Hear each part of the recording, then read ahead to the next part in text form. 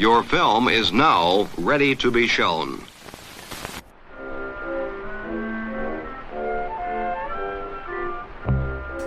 Good morning. I'm Justin Hendricks, editor of Tech Policy Press, a nonprofit media venture intended to provoke new ideas, debate, and discussion at the intersection of technology and democracy. Today's episode explores the new book by Wall Street Journal reporter Jeff Horwitz. His relentless coverage of Meta, including first reporting on the documents brought forward by whistleblower Frances Haugen in the fall of 2021, has been pivotal in shedding light on the complex interplay between social media platforms, society, and democracy. Today, we'll delve into his journey, new details revealed in the book, and the impact his reporting has had in driving accountability both in the United States and internationally. Jeff Horwitz. I am a technology reporter for the Wall Street Journal. Really, I mostly just cover social media, and really, I mostly just cover Meta. The book is Broken Code, and it is about the history of Facebook's internal research into how its product operates and the societal effects thereof. Jeff, this book is a journey through the last few years, even the early years of Facebook, certainly. But it's also a bit of a story of your own journey. You start with talking about how in your reporting, particularly on politics, political accountability reporting, you were feeling that your work was pointless, that so much bad information was going viral, that the political situation in this country was degrading, that in many ways your reporting, you say, felt like a weak attempt to ride bullshit's coattails. Start us off with how you came to cover Facebook and what was going through your mind when you first got that beat. Yeah, so you're going to have to ask the guy who hired me, Brad Reagan, about how I came to cover Facebook, because I would not have hired me for this. I was a financially minded investigative reporter who'd been at the Associated Press for 4 years. The 2016 election was a very big thing for us. And yeah, there's a lot of painstaking financial records work, things about Mar-a-Lago insurance claims, hush money payments, et cetera, right? Like Paul Manafort's deals in Ukraine, all of that sort of stuff. And it was hard to shake the feeling that it truly did not matter, that the stuff that I did that did get attention, and there was some of it that did, was just basically traveling in one partisan echo chamber, and that everything else just died. This sort of seemed a little hopeless. And I think that there are a lot of explanations for what has gone wrong with the political news information ecosystem, and cable TV is a big part of it.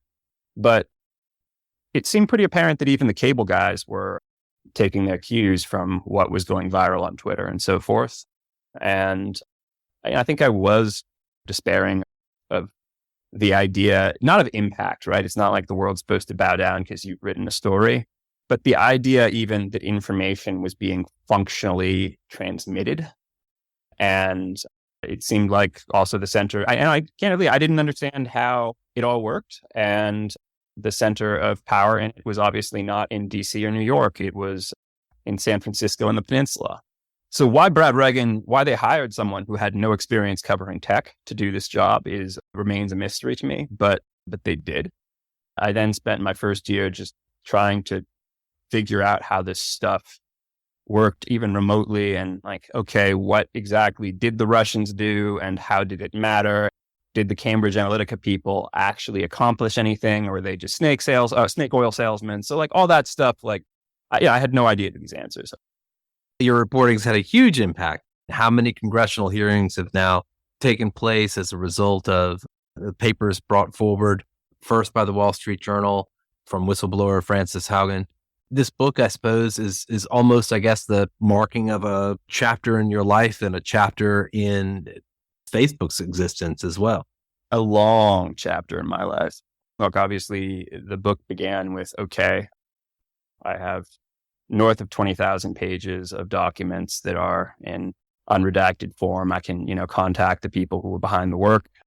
And I think something that Frances Haugen was, very upfront about is that she, took a lot of work from places around the company that she didn't have direct experience in, right? So she was on the civic team and had, I think, some expertise related to civic work and to international manipulation attempts.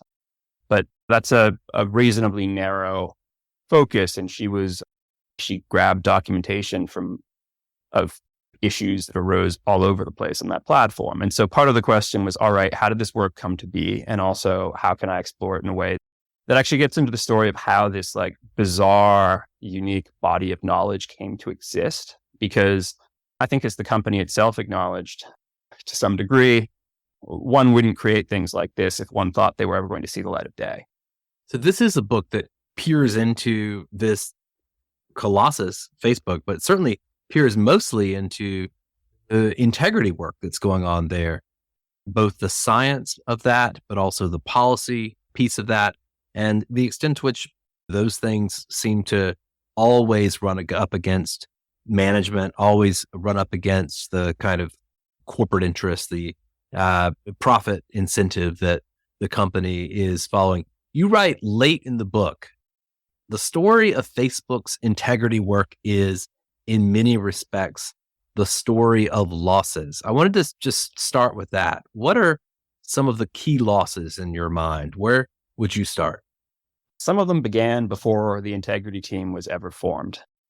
As is laid out in the book, there was a big push post 2016, and rightly or wrongly, I think that to some degree there should have been a realization earlier, but for whatever reason, the election of Donald Trump was a thing that for people inside the company, it wasn't so much a like, we should have tilted the levers, we should have adjusted the platform in some way to screw the guy over. It was that they just didn't even believe their platform was compatible with his victory almost. And so I think the idea that, everything that Facebook does is always for the best, and we are improving. Clearly, we are improving political discourse. We're improving Edisonov discourse. That was for the first time that a lot of the employees and executives, to some degree, started wondering whether, in fact, they might have misstated that case.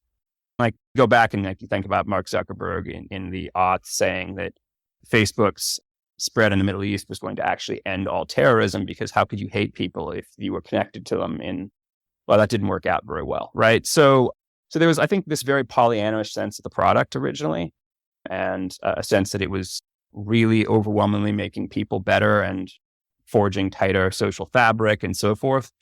And I think that sense was in some ways a cover for, shall we say, a lack of curiosity into the actual mechanics of the product or what was functionally happening. I think something that absolutely floored me when I finally realized that the data of it was the introduction of the first functional classifiers for hate speech as guardrails, right? This is just like an automated system that is going to check when a growth-related Facebook experiment is altering the platform in a way that is good for growth, but that spikes hate speech, right?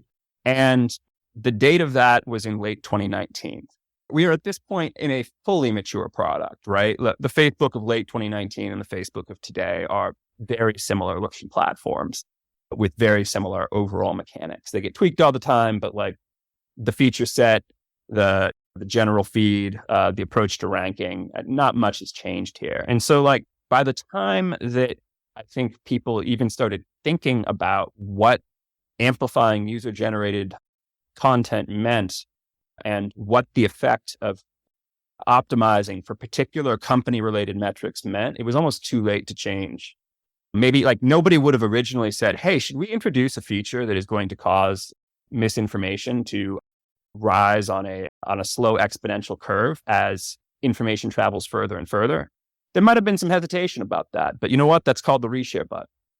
So it's I think a really difficult thing. And candidly, I have a lot of sympathy for the idea that you wouldn't necessarily understand what the ramifications of the product were going to be, or what the ramifications of the constant tweaking were going to be. I think there was a point, and I think this was in the late 2019 point, when they finally developed these guardrails for sort of growth things.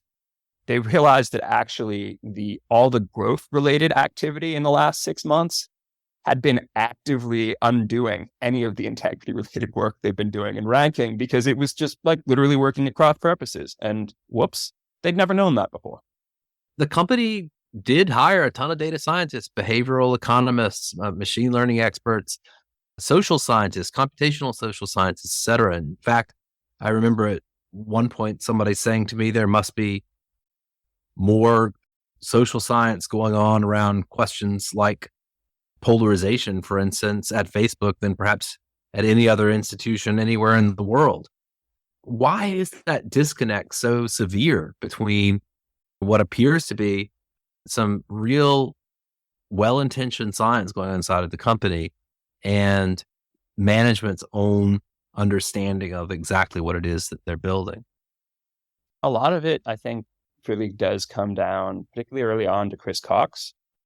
Mark Zuckerberg has never been, I think, super wild about governance stuff. Some of the criticisms of him is that he's trying to control speech online. No, Mark Zuckerberg desperately does not want to control speech online. Like in fact, finds the entire topic to be boring, depressing, and it doesn't scale. That said, that sort of post 2016, look, like Mark Zuckerberg's 2017 commitment was to visit every state in the US. He was drinking milk straight from the cow in Wisconsin and stuff like that. While there were a lot of teams getting spun up by folks, including Adam Mosseri and Chris Cox, that were focused on misinformation, on trying to figure out what the actual ecosystem was. And there was I think I would call it a sizable boomlet of hiring in the wake of 2016.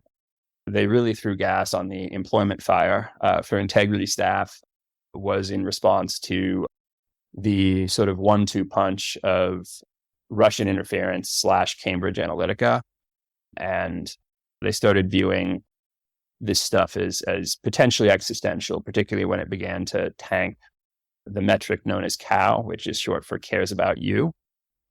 And at that point, it was blank check time for a while and integrity work, which is that they recognized that they were taking a lot of incoming.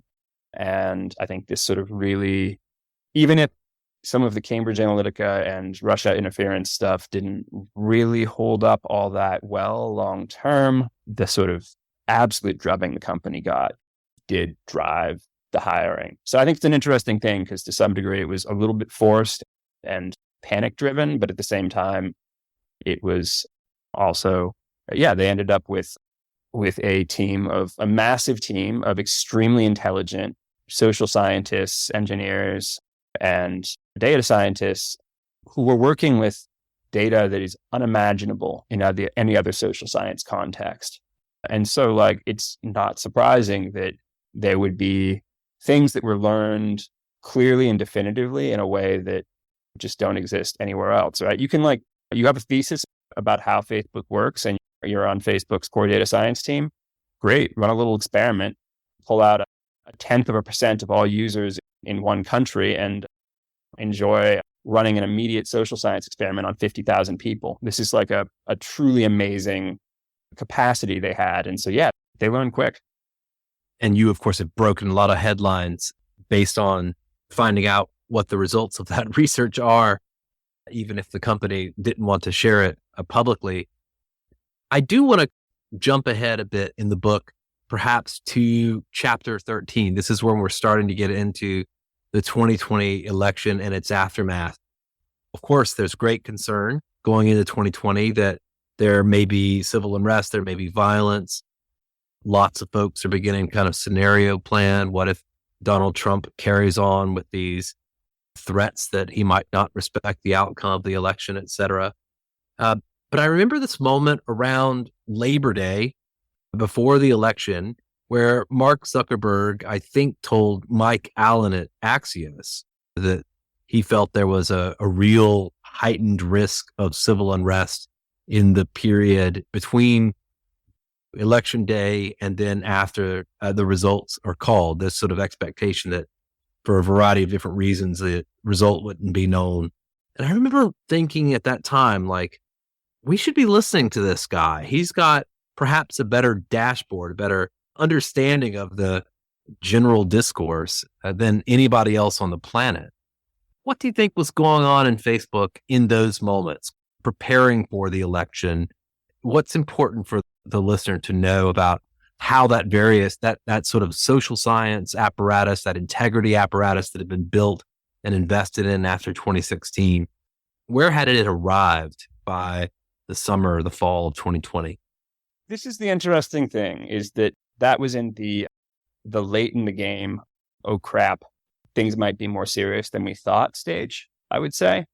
Because if you go back to Mark Zuckerberg circa October 2019, you will see Mark Zuckerberg basically saying that any type of moderation or alteration to the platform that wouldn't fly in the open, basically comparing Facebook to the open internet and suggesting that there was no more moderation of it or regulation of it required than applied to websites functionally, right?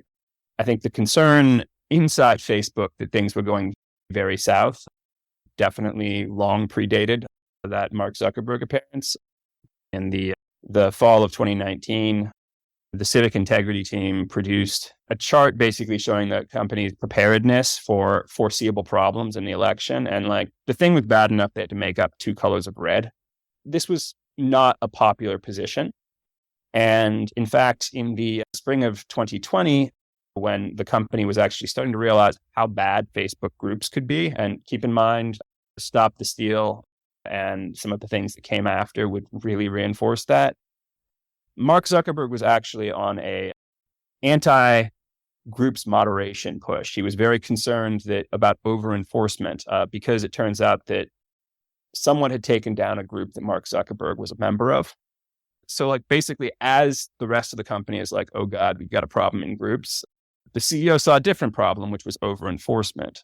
Now, I think in the end, the data won out there. And by the summer and fall of 2020, there was this extremely hurried effort supported by Guy Rosen, the basically head of integrity at the time, and a lot of others to try to clean this thing up.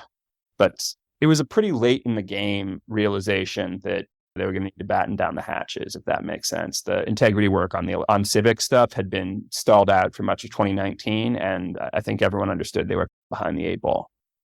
You point out in the book that when it comes to groups, you say, quote, a lone user could and did issue 400,000 invitations to QAnon groups over the course of 6 months. Just an extraordinary superpower to put in the hand of motivated extremists.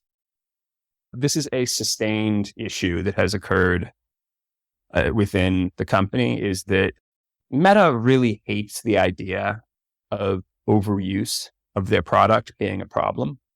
They have engineered the platform so that overwhelmingly, and they've made a few little tweaks to this in the last couple of years, but only a little bit, that a user who takes 100 actions over the course of an hour, like writes 100 comments, has 100x the influence of someone who writes 1. So it's like a voting machine in which as soon as you're done voting, you can get back in line and vote again. Or really there isn't a line, honestly. You can just keep on just like pressing that lever like someone, a slot machine addict in Vegas, right? That is all engagement. And the company has always been deeply uncomfortable with attempting to limit the impact of hyperactive use. And so things like how many group invitations can you send a day? Like what's the rate limit for that? Or how many friend requests can you send a day? Like they just never wanted to establish a limit, even when there were indications that things were going very south. One of the more like tragicomic documents in the whole collection that Francis grabbed was one in which a data scientist from the friending team, so responsible for creating as many new friend connections as possible, alerted his colleagues that half of all friending activity was coming from people who were sending more than 100 requests a day. From my point of view, as soon as I thought that to myself, I thought, holy hell, no one has ever legitimately sent 100 friend requests in a day. Like, that's not how friendships work. That's spam. And that was like, it turns out... That's antisocial. Yeah, and it turns out that's what they'd been optimizing for. Literally, they had been building their tools to encourage the people who were spending 50 or who were doing 50 invites a day to like boost it higher, because it turns out it's far easier to like turbocharge a set of motivated users to build the tools for those guys to like go even more crazy than it is to get other people to like engage in what would be called legitimate use, maybe. The funny thing is, like, after this guy recognized this thing, which is something like if I were running a platform would probably make my blood run cold, everyone was like, well, are we sure it's a problem? Like, show us proof that it's actually a problem. Maybe people in the developing world just have different concepts of friendship, right? Which is very open-minded, but also a little half-assed. Well, if perhaps there was an enormous focus on technically enabling groups to grow, there appears to have perhaps been less focus on applying technical fixes when bad things are going on. I'm struck by a bit of the social media report that ultimately emerged out of the January 6th committee. Not that it was published formally, but that was leaked slightly afterwards. Well, in that, there was this little note that essentially, when it comes to groups, there was some kind of technical error that was taking place on Facebook sometime in the time frame of 2020. Ultimately fixed, the report says, in October of 2020. But this says that basically groups were not receiving strikes for violence and incitement for months. When finally that was fixed, it resulted in an immediate strike being doled out to 10,000 groups. And at least 500 were almost immediately removed, meaning that there were thousands and thousands of groups where people were literally breaking Facebook's own policies. And because of some technical error, Facebook wasn't doing anything about it. So I'm struck by that, just irony. Everything's being done to enable the function of these groups, but any of the breaks, for whatever reason, seem to have been coming off. This is just so very common, right? Like the, oh, whoops, the technical flub thing is, I think, a recurring theme of the book, right? Because here's the thing. These guys are very smart. I think they are good engineers. I don't know that they are, look, it's not a particularly big surprise that at a company that never really gave up the motto, move fast and break things, that things frequently broke, right? Another thing, you could have mentioned this just as well, was like the company let through 8 billion bad viewport views, aka impressions, between the few days after the election and January 20th, 2021, because like they just hadn't noticed that a system for filtering highly viral, highly popular, but violating posts had just broken. Whoops.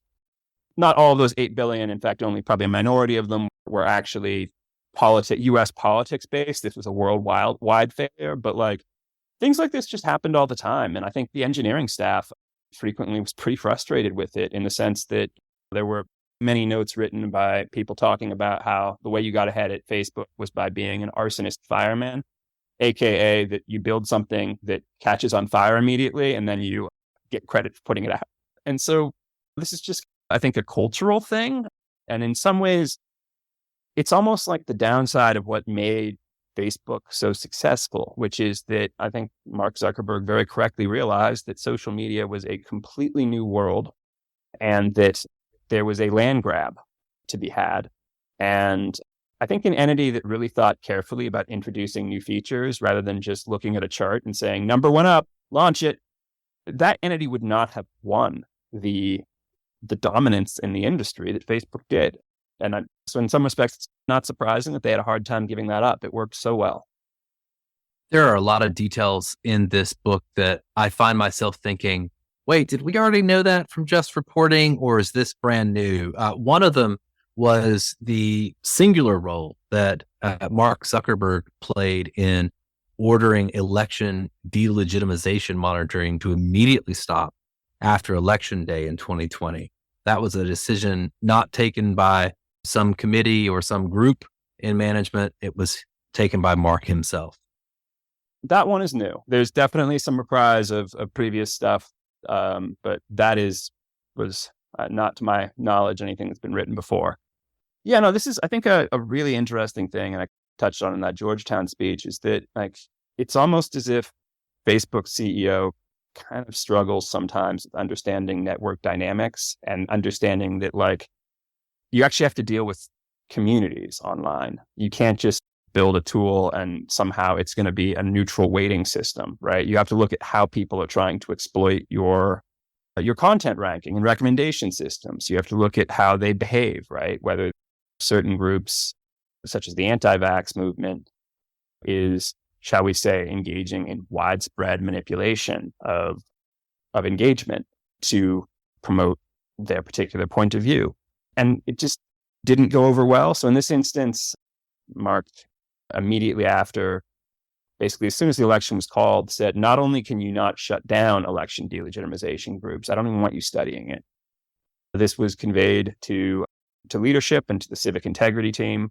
And in fact, the company went deliberately blind on this. And I think this is something that actually Samid Chakrabarti, the head of civic, wrote in a memo to HR, is that he had been told by Guy Rosen that paying attention to what election delegitimization was happening on the platform would just put pressure on Facebook to do something about it, and that Facebook did not want that pressure. I want to talk a little bit about one of the measures that Facebook does use when it tries to vaunt the success of its moderation efforts, which is around the prevalence of certain material that it seeks to remove. Hate speech is one, of course, other things, child sexual abuse material, other types of concerning material. The company comes back again and again to the idea that it's been able to reduce the prevalence of some of this material down to what it believes is a reasonable number. The book is bookended, I should say, by mention of a particular individual, Arturo Bahar, who just happened to appear, I think, for the first time on your pages as yet another whistleblower coming forward, and just also testified in front of the Senate earlier this week during the week I'm talking to you. Arturo really brings into question the way that the company thinks about prevalence, which I think is very important in many ways. It seems like something that more folks should be paying attention to as a way of helping them to understand how to evaluate claims from senior executives at Facebook. Yeah, absolutely. So first, just to address something, the timing of Arturo Bahar going public in the Wall Street Journal and then testifying in front of Congress, I want to promise you that is not based on the book getting released in short order, because I hate it when people do that. And I can assure you the Wall Street Journal is just very slow. We take our time. I certainly was making no suggestion that was the case. Good. But that said, I think, look, prevalence makes a certain amount of sense, right? It is just okay, what can we measure and how many, basically, of all the things, impressions served on Facebook or Instagram, how many of them were bad, divided by how many overall impressions were there. It's a logical metric to use for some things, but it fails in a whole bunch of different problems. First, it assumes that you are perfectly able to define what a problem is in a automated system, which is damn near impossible, right? Like if you have a rule against calling people a particular word, then you can just call them that word plus like a star in the middle. And congratulations, it's no longer hate speech, right? This question first of like what you measure, and then the question of also which communities is it traveling in? So misinformation can be a reasonably low prevalence thing, but if all of that is going to a small subset of the population that is absolutely convinced that Tony Fauci is trying to murder them and their children, I think we might still have a problem. Now, another thing that I think about the prevalence issue that sort of arose is that just in the end, people like Arturo were very good at demonstrating, I think, that prevalence was not catching the user experience, that prevalence had nothing to do with whether or not people were sending harassing DMs, that prevalence had, I think one of the more poignant ones is that when he came back to the company as a consultant, he ran this survey called BEEF, Bad Emotional Experience Feedback, that asked just simple questions like, in the last week, have you been subject to unwanted sexual advances? And the answer for that for the overall user base was like uncomfortably high. And for teenagers, it was 1 in 8 in the last week. Teenagers under the age of 16, I should say. So here you have Meta putting out statistics saying that sexual exploitation on its platform is so rare that it cannot even be measured. and you have 1 in 8 teenagers saying like, oh yeah, no, definitely, like someone propositioned me / was hitting on me in a creepy fashion in the last 7 days. And I think Bahar's position was like, guys, you got to wake up. You have built a system that is telling you the numbers you want to see rather than anything approaching the reality of what users experience. I want to talk about one of the individuals that you do discuss in the book who's constantly a mouthpiece for these types of figures, who's often the person tasked with explaining research about Facebook to the world or explaining how these figures, make sense, which is Nick Clegg, who, joined the company perhaps in the midst of the scrutiny around Cambridge Analytica and Russian disinformation and the Trump years back in 2018. In the book, you talk a little bit about the disconnect sometimes between the research that's happening in the company and the company's researchers' understanding of certain phenomena with regard to Facebook and Instagram and their effects on people in the world, and what ends up coming out of Nick Clegg's mouth when he speaks at a kind of higher level, often to elite audiences or the media. How does that disconnect happen in your view?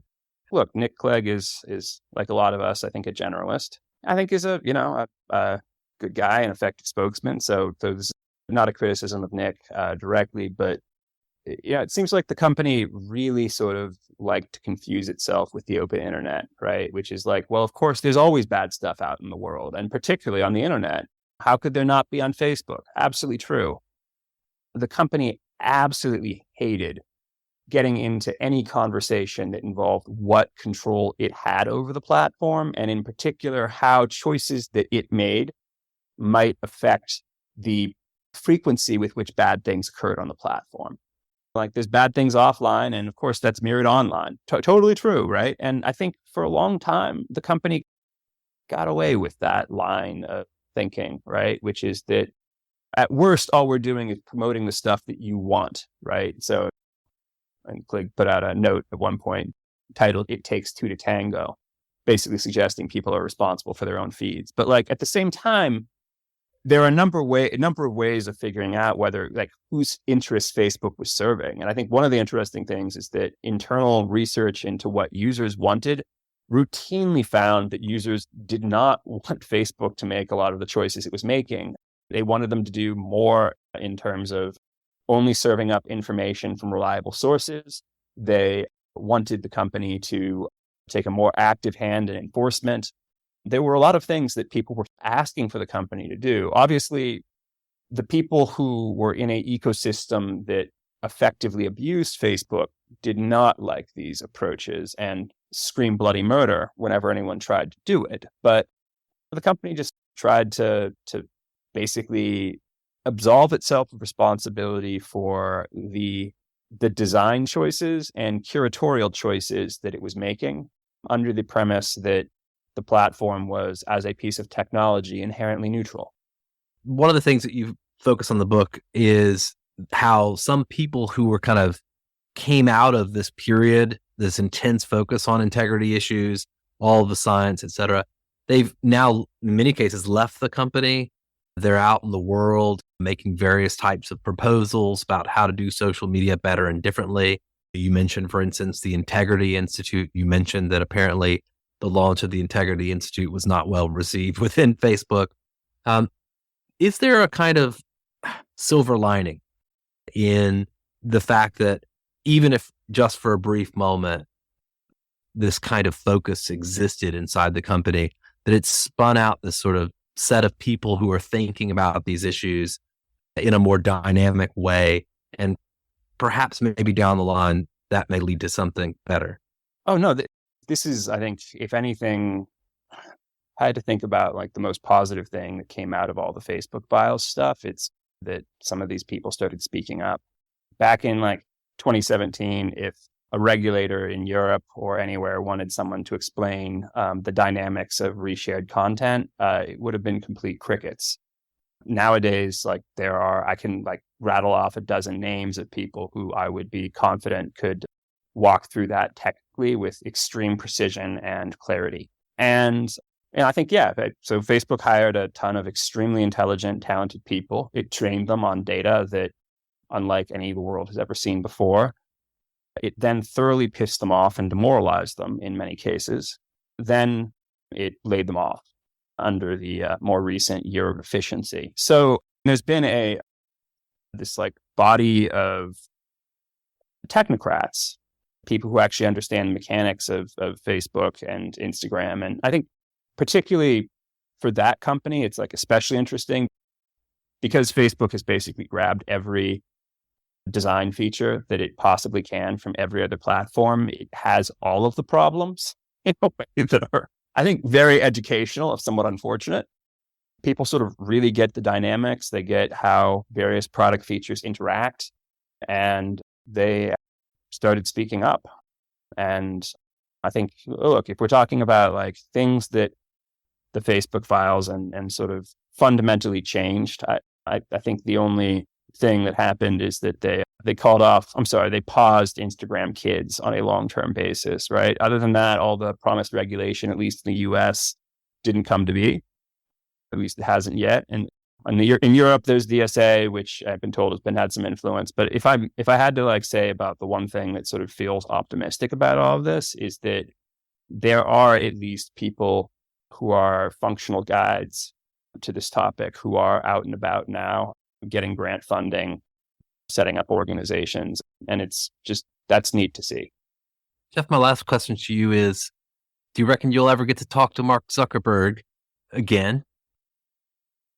I would say I have a very cordial and professional relationship with comms. I don't know, professional might be an overstatement because it involves me, but we have a good relationship. And I have noted that Mark Zuckerberg interviews have not gone to the Wall Street Journal in recent years. I don't know that's going to change, but that could change any day. If Mark is listening and wants to pick up the phone, I'm here. One of the conclusions of this book is that the company ultimately it learned what it was doing. It saw the downsides. It quantified them in fairly rigorous fashion and then chose not to change a lot of things. And I can understand why that would be an unpopular point of view if this thing were your baby. Well, I'm not certain if you've yet been able to slake your appetite for accountability that perhaps you came into the job with, but certainly you have produced an enormous amount of scrutiny on one of the biggest companies in the world and some of the most important questions about the relationship between tech and democracy. So I thank you for that work. And I thank you for this book, which is called Broken Code: Inside Facebook and the Fight to Expose Its Harmful Secrets by Jeff Horwitz, out from Doubleday. Jeff, thank you. Thank you. And I would put it this way. I'm even more surprised than I think anyone else is that I'm not sick of this company yet. It's bizarre. I definitely assumed when I was done writing this book, I was like, that will be the end of that. And like, weirdly, no. So thanks so much for having me.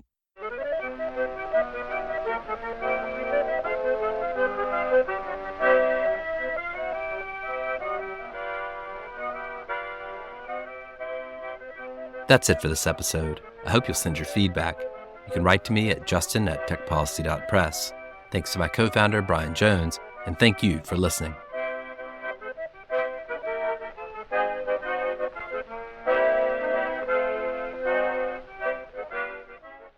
Tech Policy Press.